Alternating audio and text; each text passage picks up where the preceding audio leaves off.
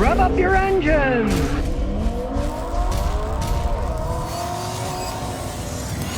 Today I'm going to talk about a Mercedes that I would actually drive. Now, just to be truthful, I know everybody's going to say I'm a hypocrite now because I'm always saying why you shouldn't buy a Mercedes. Well, guess what? Scotty drives Mercedes all the time. It's after I fix them. Yes, they're fun to drive around. I'm not arguing that. But I'd rather be on the end where I fix the cars, get paid a lot of money, and then drive them around. I certainly wouldn't want to be the one paying to have my Mercedes fixed. So yes, I drive them all the time, but it's road testing to see if anything else is wrong with them. And since the modern ones break down a lot when they get a little bit older, I drive a lot of them around. Now, the Mercedes that I'd like to be driving around is a 2019 Mercedes AMG Gt 63S. And to understand why, you need to know a little about AMG and Mercedes. Originally, AMG was a company that modified Mercedes to make them go fast. Now, AMG was originally a high-performance company that modified Mercedes Benz for people that wanted them faster, handling better. In 1999, Daimler Chrysler took a controlling interest in AMG, and then in 2005, they became the whole owners of it. I guess Mercedes figured, hey, if these guys are going to soup up our cars, why are they making all the profit? We'll just buy the company and then we'll take all the profit ourselves. So now the AMG Model Mercedes are generally the highest horsepower, best handling of each particular class. They make various ones. Now, the AMG company is now technically called Mercedes AMG GmbH. Yeah, another mouthful. You think the Germans could come up with better names than that? Hey, the Germans had great ideas for their tanks. Tiger, Panther, Leopard. I guess the Germans have lost their imagination with these things. They're great cars to drive around in, but what a stupid name. Now, if you're gonna buy the fancy S version with all the bells and whistles, you're gonna pony out about $189,000. Now, to me, that's kind of absurd because that's about 3 times what I paid for my whole house and lot here in downtown Houston.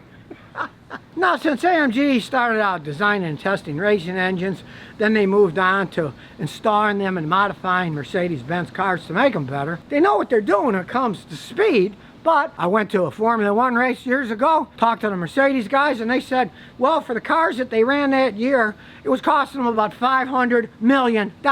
So money is no object with these people.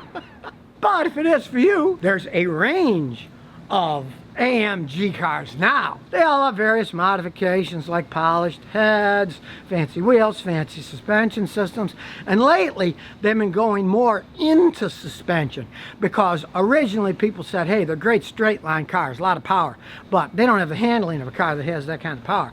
They've gone into that and make them handle a lot better than they originally did. You can start with their bottom line AMG, the E53. It's only about $74,000. And then let's say you want to go mid-priced with an AMG Mercedes. You can get a GT53 for about 100,000 clams. It's pretty high-tech. It's got a 6-cylinder engine that's turbocharged, an old-fashioned inline 6, and it puts out a total of 429 horsepower. Or you can get a CLS 53 variant. That's 20 grand less. It still has the 429 horsepower. Save yourself 20 grand on that one. They take engineering to the nth degree. As for, is it a wise investment? Well, no, of course not. But yes, they're fun to drive. I love driving them when I'm done fixing them, when someone else is paying me to drive their car around. And I find the technology fascinating. They really went in, designed engines and transmissions that can really fly, and lately, the past few years, they've really upgraded the handling and suspension. So they were always luxurious vehicles for riding around in, but they didn't handle quite as well as their competitors. Now, they got a lot better handling than they used to have. And sure, you're paying for it. There's no arguing that. $189,000 for a car. Just know that their resale value is just like other Mercedes Benzes. They drop like stones as they age. That's just the way those things are. And generally, anybody who buys one is beating the heck out of it.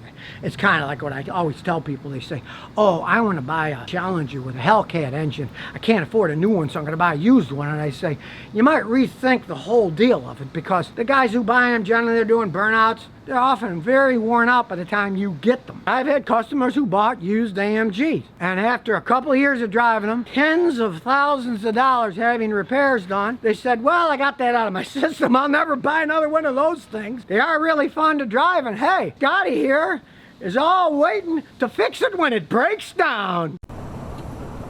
So if you never want to miss another one of my new car repair videos, remember to ring that bell.